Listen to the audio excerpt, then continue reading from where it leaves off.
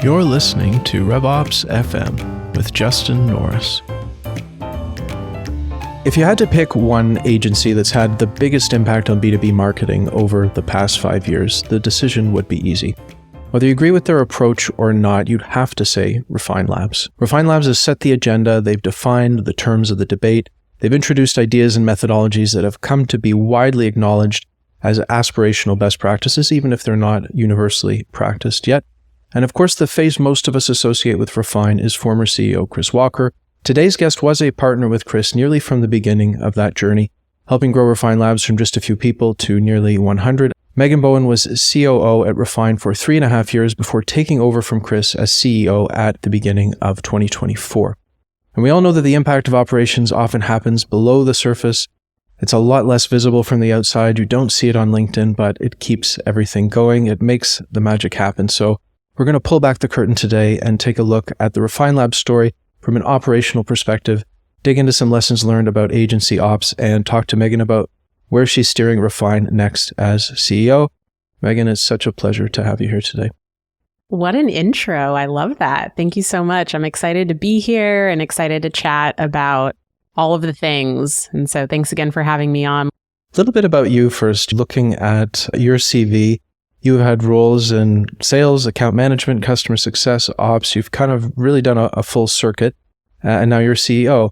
I'm curious about the stack of skills you've built up through these different roles. And is there one of these functions that you feel most rooted in, or how have they contributed to who you are today?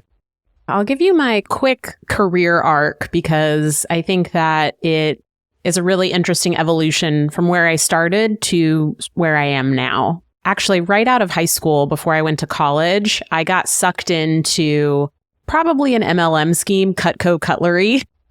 And that was a really formative experience for me because I really learned the hard skills of sales. I actually sold over $10,000 worth of these knives. I actually had some success. And that was when I first started to realize the importance of sales and move away from a lot of my childhood dreams about being a filmmaker and looking at the bigger picture and thinking, maybe I have a path in the business world and maybe that's where I'm headed. Let me make my millions and then I'll retire and make movies until I die. My first job out of college was at an educational technology company called eChalk. My core foundational skill set I learned there was account management, customer success, and customer service. I was there for 7 years. I got some promotions, but I was doing the same job for 7 years. And that allowed me to really master the discipline of account management and customer success. And this was actually before customer success was even really a thing. Ready for my next challenge after that really great run, I went to ZocDoc. This is 2012. I took a huge step back in my career, became a customer support agent, over a 50% pay cut. But I said, this is a place where I will be able to grow my career. They're offering something that people are definitely going to use. After 9 months on the phone, emails, headset, sitting on a stability ball, answering calls and emails for 14 hours a day, I was able to synthesize that the core problem in the business was a complete lack of a post-sale function.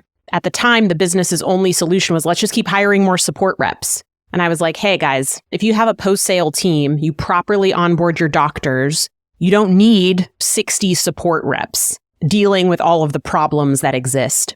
It took me a while, but I put a business case together and they gave me the opportunity. That was my first time building out a team from scratch. So in 18 months, I built a team from 0 to 24, designed the entire post-sale function. That was an amazing experience. And I realized I love leading a team, building a team. This is what I really love to do. I got recruited from Grubhub Seamless. They said, we need someone to build out our B2B account management function. I was like, I can do that. I want to do it again. Let's go. I want to give a shout out to the sponsor of today's episode, Knack. You know, I love marketing automation software, but let's be honest, the email and landing page builders are usually terrible. You can't make it nice without a developer, and marketers are going to find a way to break things or go off brand. You do not have time for that. So Knack is totally different. You set the guidelines and then give your users a building experience that's slick, modern, and beautiful.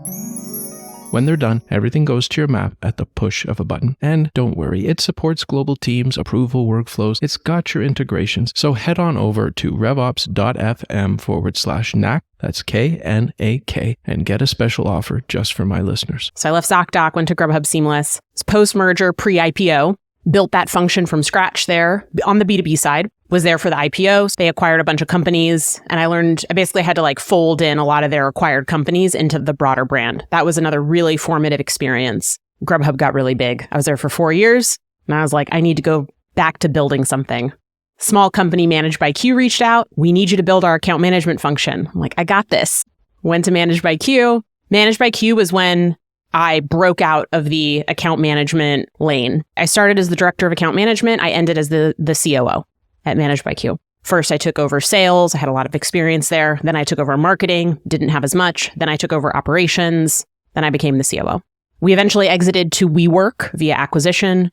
That's another story for another day, maybe over a glass of wine. I then went back into the food tech space. I got recruited to go to this company, Platters. I was like, I know this space. It's very crowded. A lot of M&A activity. Can probably get my next exit this way. Let's go. Pandemic happened though, and then that negatively affected that business, and I decided to walk away. I was actually going to start my own kind of COO consulting, customer success sales, go-to-market consulting, and Chris found me and ultimately convinced me to team up with him and build Refine Labs. My first question to him was out of all the things that I do, I'm decent at marketing, but you want me to help you build a marketing agency? That's not really my core competency. And he said, no, you have all the skills I don't have. I think we're going to make a really good team. Obviously, I said yes. Here we are today. And we were building the agency side by side ever since. And then as things evolved, you see how things have sort of transpired over the last 3 to 4 months. The theme I've took from there is building. It seems to be your happy place. But you hadn't done a service-based business before. I guess Grubhub to an extent had a lot of a service component to it. All the companies I worked at were really tech-enabled services. If you think about it, ZocDoc, you book the appointment online, but all my support calls were about what happened in the doctor's office or an issue with the appointment, etc. Grubhub, you order online, you get the food in real life. The food has to be good. Managed by Q, you order office services online. Someone's coming to clean or paint your office. So all my roles, it was about both technology adoption and management of the in real life experience. And how do you manage expectations and deliver on your promises to customers with that amount of complexity?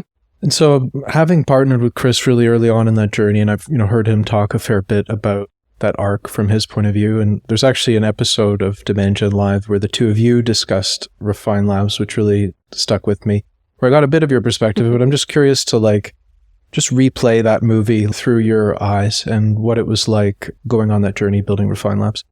So I joined, it was the summer of 2020. I think there was 5 employees, maybe about 6 customers at the time.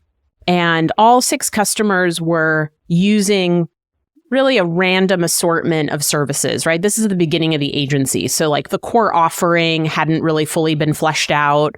It was really an amalgamation of people that thought Chris was smart and wanted to hire him and his team to help with a variety of things. It was interesting in my first 90 days, all of the customers ended up canceling. We had to quickly replace them. I remember making my first sale in week 3 of joining the company with Chris. So I would say the first 6 months, I kind of came in and I was like, every customer is sort of getting something different. Everyone's paying a different amount.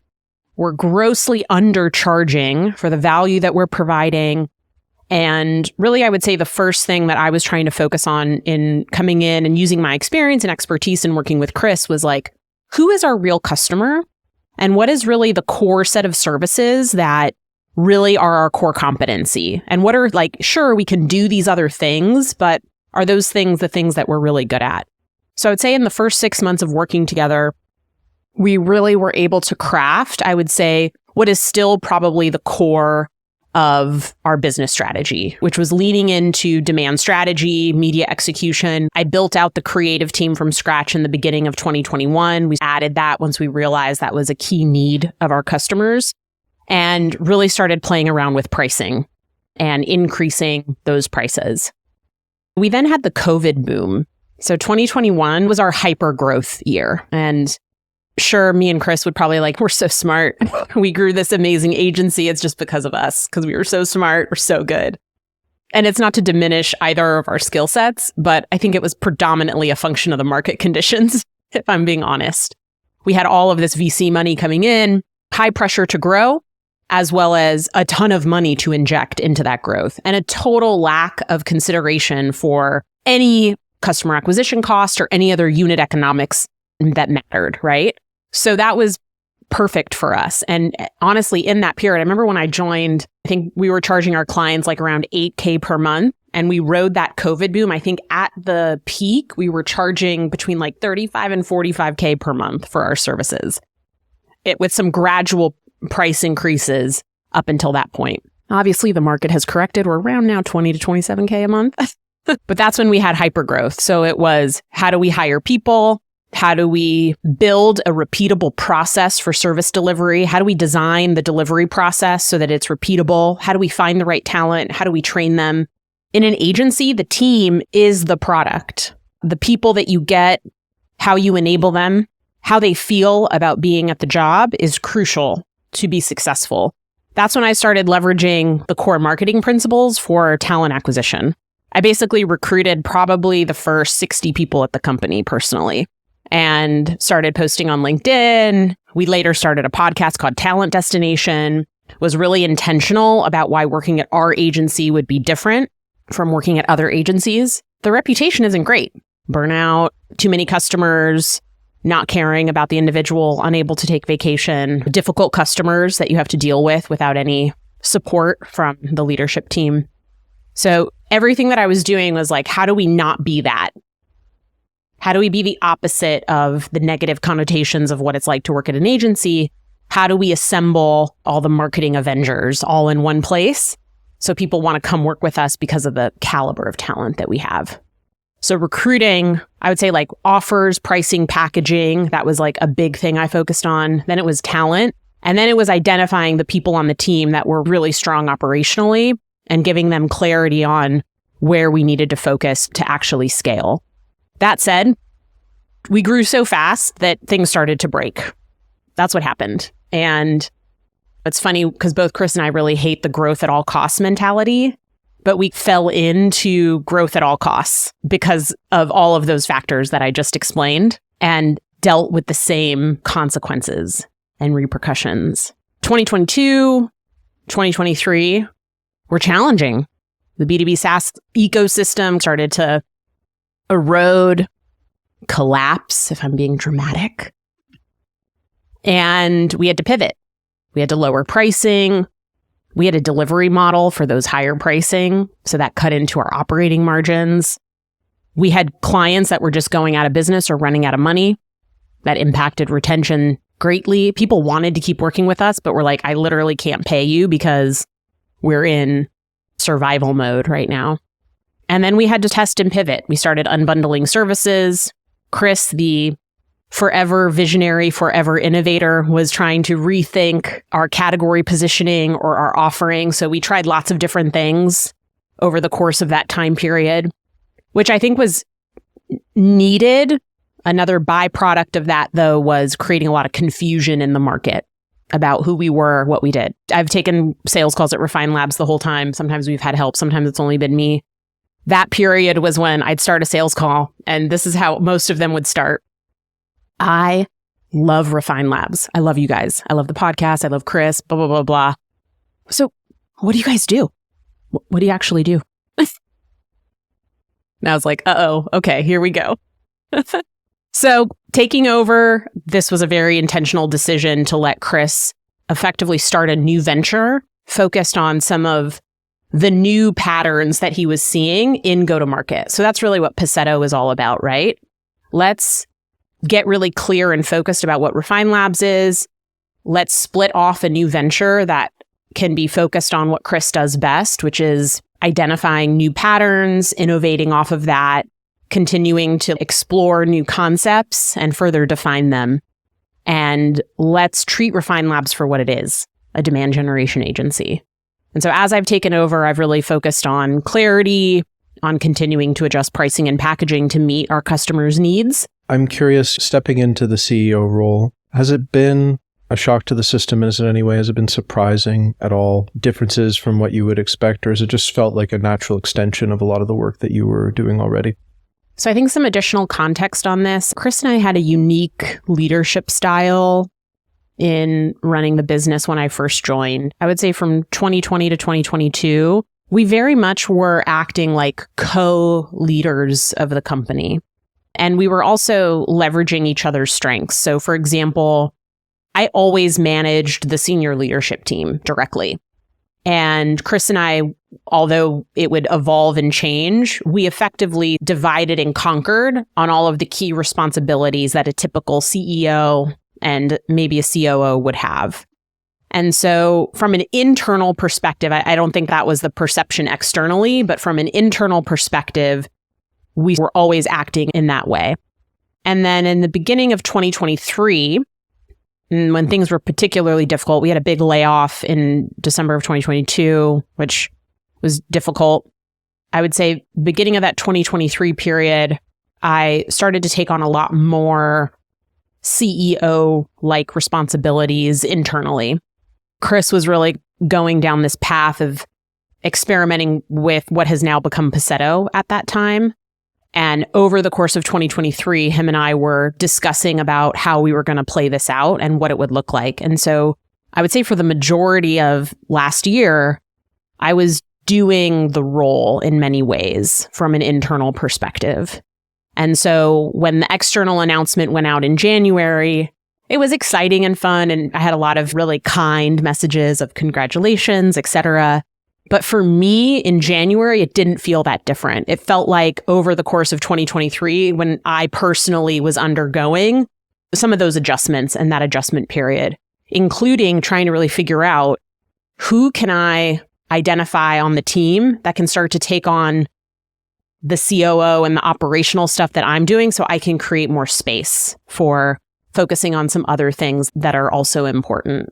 And so diving in a little bit into I'm going to call it agency operations. I don't even know if that's a real term, but I'll use it to describe the thing that you have been doing. And this is something that I learned as well when I was on the agency side for 7 years. And you start out, you're like, I'm good at this, at thing X, and I'm going to go and be a consultant for that skill set.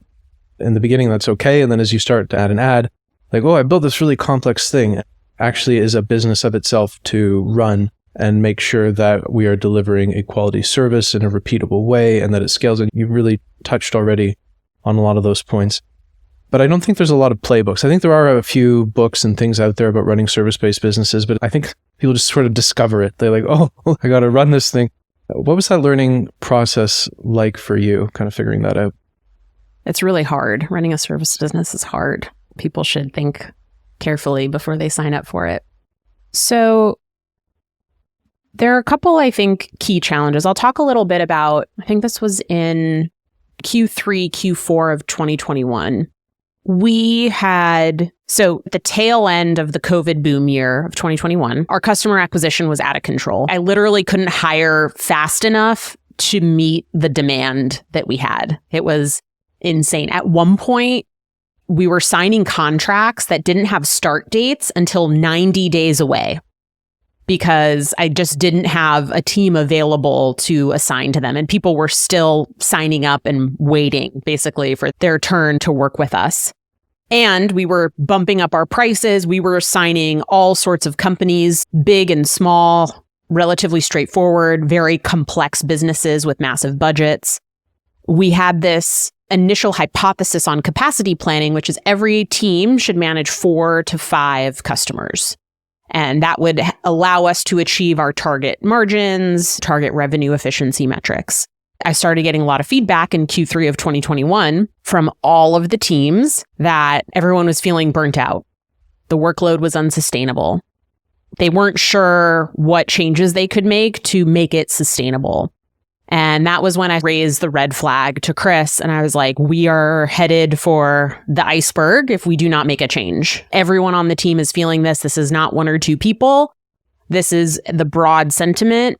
We have to address this and we have to make a change. And so we did an exploration of the problem. We effectively came to realize that we were treating all of our customers the same when they were not. And that was the first time we actually segmented our customers across tiers and assigned a different set of resources to them.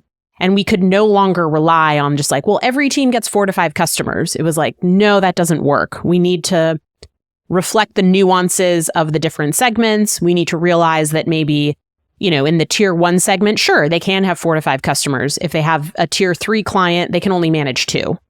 And that also forced us to rethink our pricing and packaging.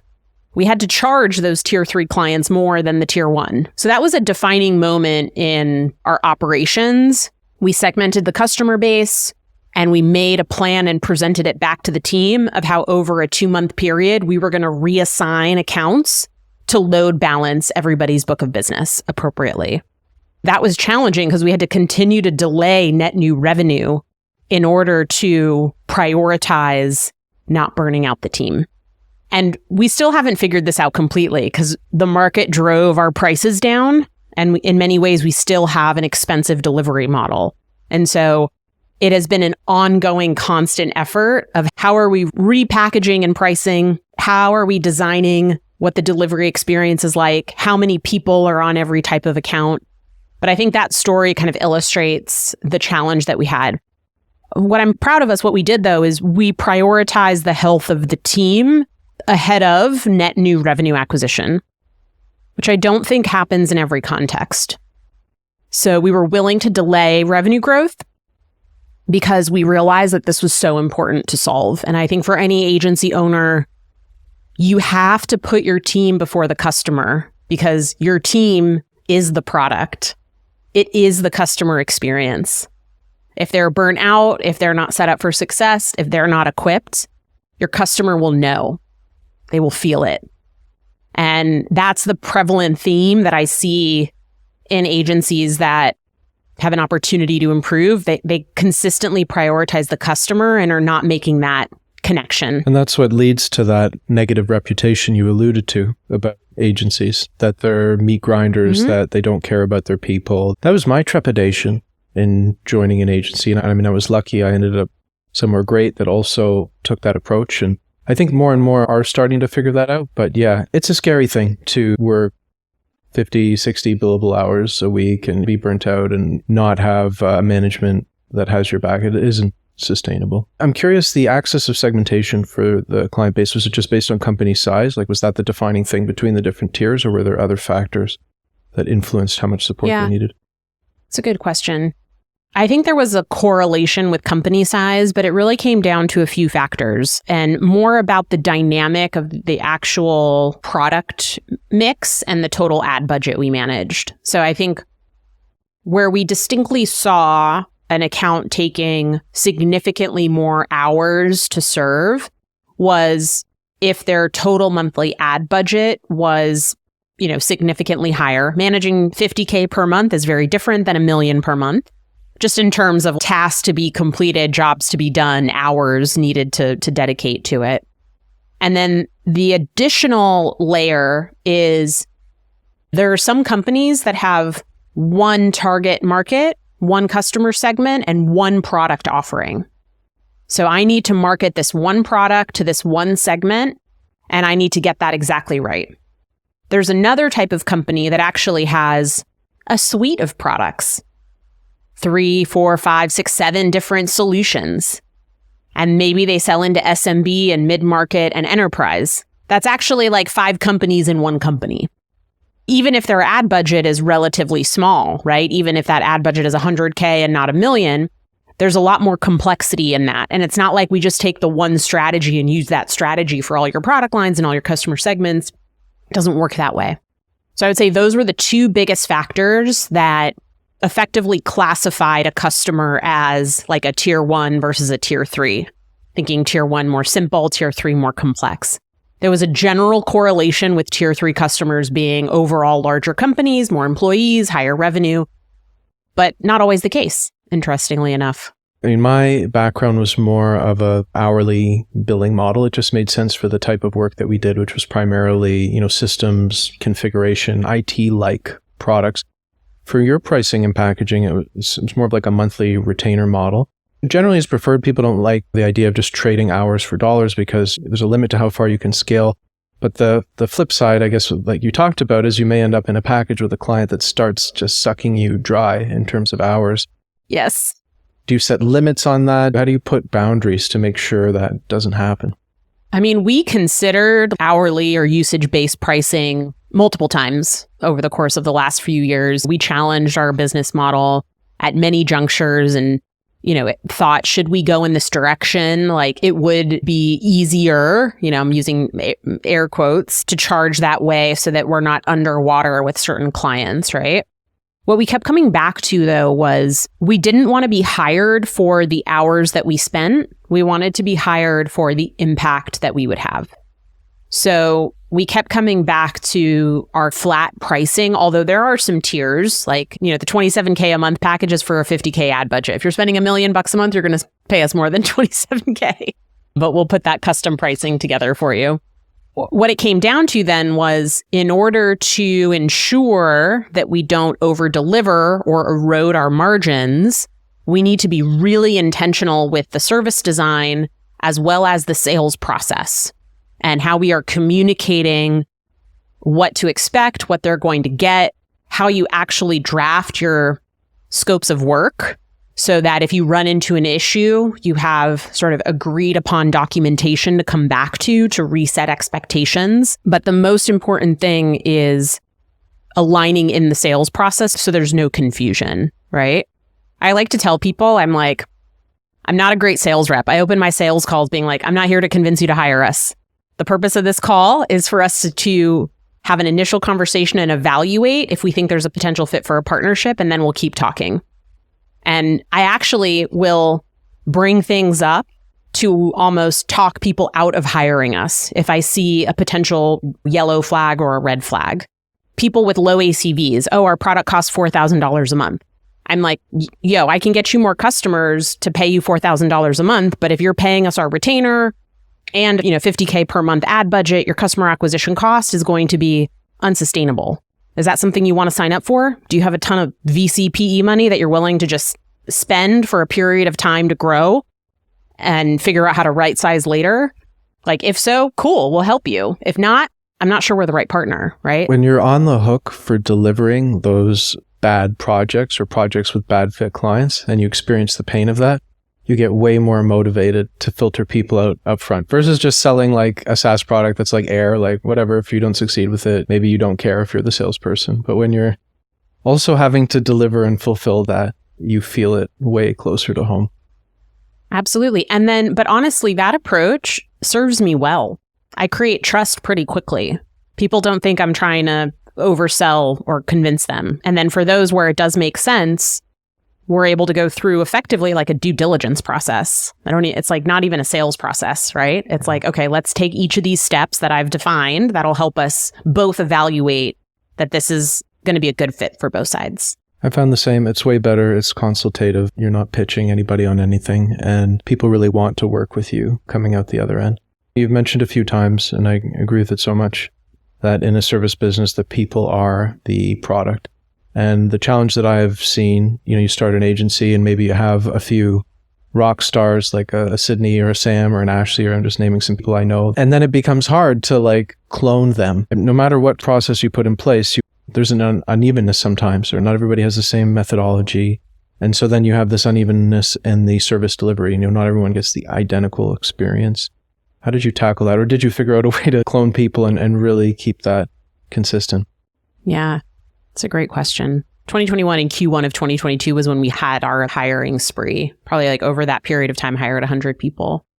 One of the consistent things that came up in the interview process was this sense of imposter syndrome from highly skilled, experienced demand marketers. Just like, I see Sam, I see Sydney, Ashley, I see these people on LinkedIn.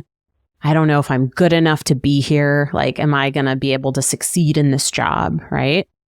Now, yes, you need a baseline of hard skills and experience to be effective in this job, right? And we very intentionally qualify for that in our recruiting process. And then we had a pretty strong process whereby We would have obviously like conversation interviews, technical interviews, and presentation interviews to be able to check off all of the boxes, again, for both sides. And also to make sure that we always recruited people that had in-house experience, not agency experience. So I always was so intentional of like, this is going to be really different from what you're used to. Here's how it's going to be different. These demand marketers in many cases never had to think about developing things like, account management skills or executive communication skills. But for all the ones that we've hired and many others, they were excited to develop those. And a lot of people viewed coming to Refine Labs as, this is how I'm going to get my marketing MBA. I'm going to come in here. I'm going to work here for a few years. I'm going to work with a bunch of different companies. I'm going to figure out for myself what works and what doesn't work. And so we weren't perfect on hiring, but we really had a process to bring in awesome people. That's been my favorite thing about building this company is the talent density that we had and continue to have is unmatched from any company that I've been at. Onboarding, enablement is crucial. And then I think leadership. So Judy Sheriff, Evan Hughes on our team have been here since the beginning, and they've always led and managed our team of directors of demand gen. So I would say onboarding, enablement, and like consistent leadership and a good recruiting process is how you mitigate the risk there. But what I'll say is all of our directors go through this beautiful professional development arc. And it's so awesome to see, right? Like, I'm okay if you join us, and I know that in 2 years, you're going to be so much better than where you are today. But that's actually something I personally get a lot of satisfaction about. How do you create the conditions for people to be in a professional setting and truly accelerate their career growth in a meaningful way? Mistakes get made. Customers might be let down or upset here and there. That's okay. There are solutions to those things. With that onboarding process, did you have like a formal playbook or learning path, like something documented that you put people through to have them come out with a sort of consistent service delivery model? Or was it learning through osmosis, buddy system, shadowing? How did that work? All of those things. We have robust documentation, which effectively also kind of became the vault in many ways. We always paired people up for mentorship and buddy programs. We would have new hires sit in on active client meetings because like to see it is to know it and to learn it. So we did all of those things. And one of the biggest challenges with the service-based business is it's almost impossible to stand on that tightrope of being perfectly staffed and like having supply and demand meet each other.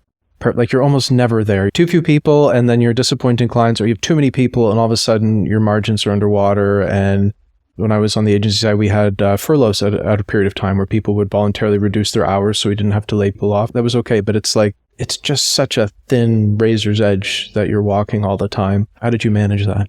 Yeah, it's so hard. The first exposure was not enough people. So that was our first problem in 2021 when the demand exceeded the supply. It was a race to recruit and onboard. At the time, we had enough leverage. I couldn't believe it when I'd be on a sales call and I'd be like, our next available start date is in 90 days, but we're first come, first serve. Send me the contract. I want to start in 90 days. Okay.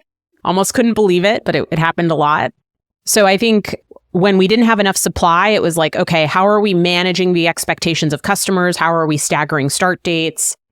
I also came up with what I said, you're going to start in 90 days. However, we have a pre-onboarding process that I'm going to enroll you in because I needed to keep them warm for 90 days, right? So we would send them information. We would have them start to do some of the setup. We would, engage them with the vault. We had all these different things that we did in an effort to kind of keep them engaged over that period of time. Then coming into 2022, probably like Q2 22 is when we started seeing churn spike because of the impact of the kind of macroeconomic conditions. And then that's when my supply exceeded the demand. And that sucks. And we're bootstrapped. We don't have lots of money in the bank. And so we would hold off as long as we could. We did 2 layoffs in 2022, though, one in July and one in December. And coming into 2023, we did our best to cut what we thought was needed in 22, but we knew that it might not have been enough. So in 2023, I just took a very different approach because of the damage to the culture that those 2 layoffs created. We were always transparent, but I was the most transparent we had ever been with like literally telling people like, here's the roadmap, here's the runway. If we don't hit X, Y, and Z, we're going to have too many designers or too many X, and we're going to have to make a change, right? And so although we had different folks either leave voluntarily or if we had to kind of manage people out, we were doing it in a very different way of like, boom, you come into work and like you're shocked with a layoff. And it was like, hey, I can pay you until the end of May, but I don't think I can pay you after. So you should probably start to look for other work, right?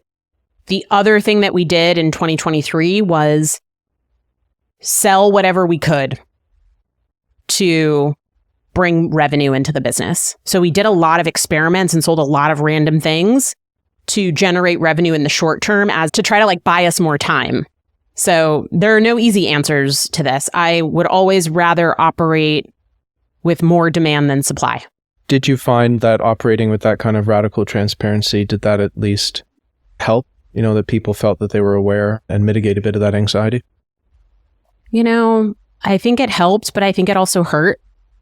I think it helped because people knew where they stood, but then it hurt because then there was this sort of perpetual state of anxiety that is very typical for companies to kind of keep at the leadership level and only expose the broader company to in those kind of like shock layoff days.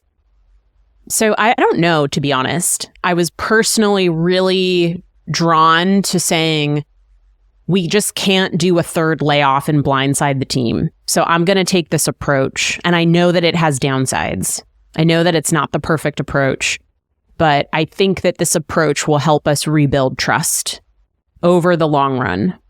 I would say the culture from summer 22 towards, I would say like Q3 23, like a year and a few months, was really challenging.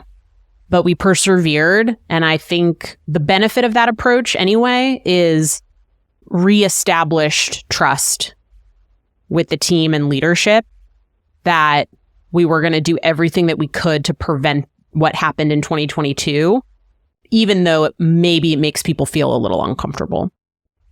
I mean, speaking as someone who's been an agency employee, I've never been an agency owner, but I would rather know Yep. We're all adults here, right? Yeah. I think you can plan, and I don't know, I think the trust part, even if everything isn't rosy all the time, if you feel that you know where you stand and you know where the company stands. Clear is kind at the end of the day, even if it's kind. Disappointing.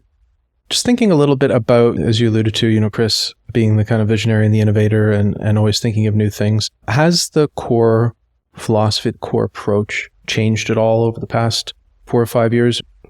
The core of the strategy and the philosophy has remained the same. The ways that it has evolved has been additive, right? Additive strategies, additive tactics, additive measurement approaches, but the core of it hasn't changed.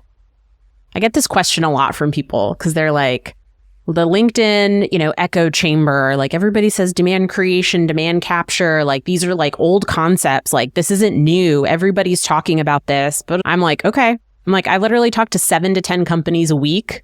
And I can tell you confidently that 80% of the B2B companies out there are not doing any of it at all. And so I'm like, I get it. I get it. We're in this echo chamber. I get it. We've been saying the same thing for 4 to 5 years. The problem is still there. The market opportunity is still there. Just because it's been discussed a lot doesn't mean it's been adopted widely. And so this is what I like to remind people of. I'm like, that you're doing your job well in branding and positioning your company and telling your story when you start to get sick of telling your story. And that actually means you're not quite done yet. You need to keep telling it. And this is where I think Chris and I take a different approach. One of the things that kind of I was drawn to Chris was his like visionary spirit, his innovative spirit, his desire to create new things, develop new language for concepts.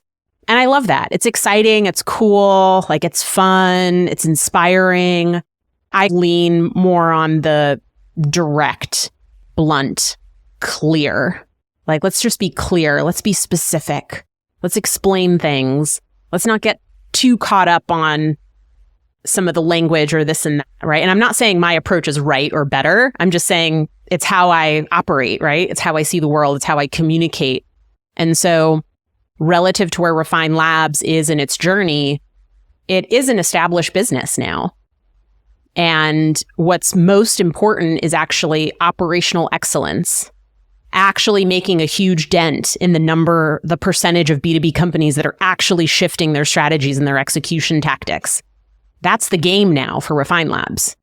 So now, if you look at Paceto, Chris's new venture, he's back in the exploration, innovation, seeing things, describing patterns, coming to new conclusions. That's his happy place, right? That's his zone of genius. But Paceto is a 3-person startup that has desire to be a software company, right? And sort of they're focusing on tech-enabled services right now.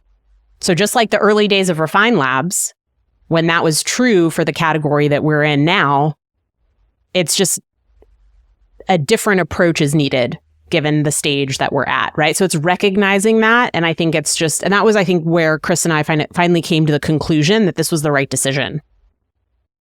And that we could divide and conquer in this way to make both companies successful.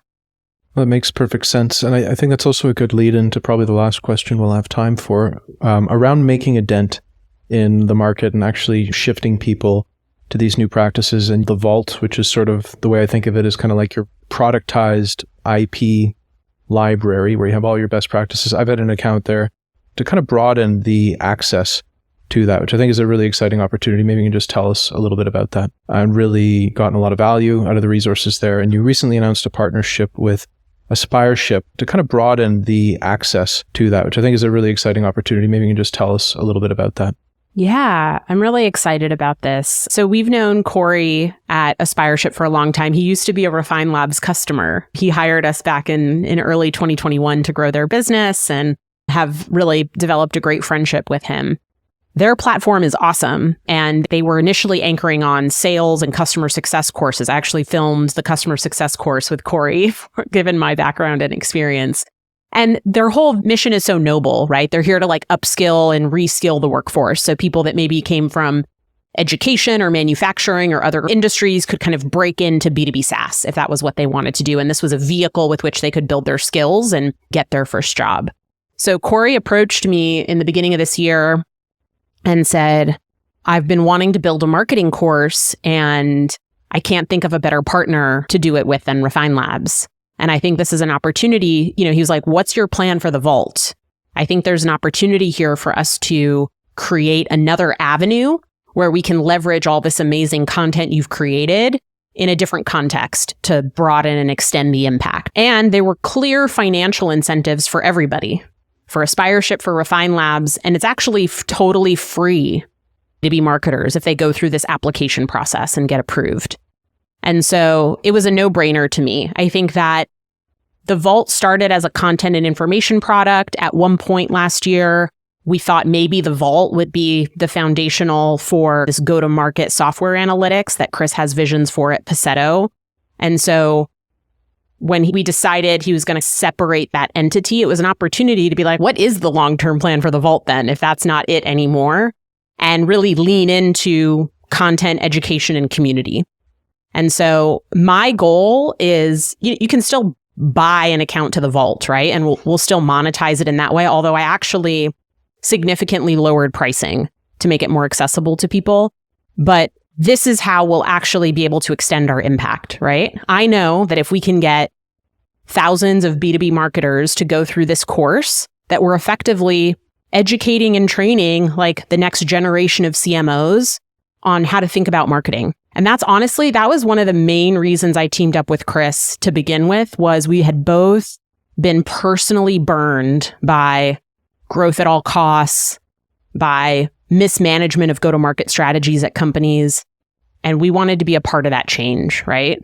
So I think what I'm most excited about is Aspireship, and this partnership gives us the ability to broaden the impact in a way beyond just hiring us as your agency. Not everybody's going to hire us as their agency, and that's fine. Additionally, to the point we were talking about earlier, if we can really generate a high margin revenue stream for the vault, it allows us to weather some of those inevitable bad quarters or storms that come and keep our team intact. That's super exciting. And again, have firsthand experience with the resources there. Just super valuable. Being able to access that for free. I hope people take advantage of it. Best way to access that, if people are interested, they just go through the Refine Labs website. Just go to the Refine Labs website. You'll actually see a banner on the website for the next couple months. Click here to learn more about the Aspireship. You can fill out a quick form to request information, and then we'll send you all the details to get started. Super easy. Just go to refinelabs.com. Amazing. Well, it's very exciting. And yeah, Megan, such a pleasure again sitting down with you. Super interesting conversation. Thank you for coming on the show. Thank you for having me. I really appreciate it. Hey everyone, I want to invite you over to the RevOps FM Substack community, where you can sign up to get rough transcripts, show notes, longer form articles, and other bonus content. Just head over to revops.fm/subscribe to get free access. I'd also love to know what you thought of the episode and to hear suggestions for topics you want to learn about. Feel free to leave a comment on Substack or send me an email at justin@revops.fm. Thanks for listening.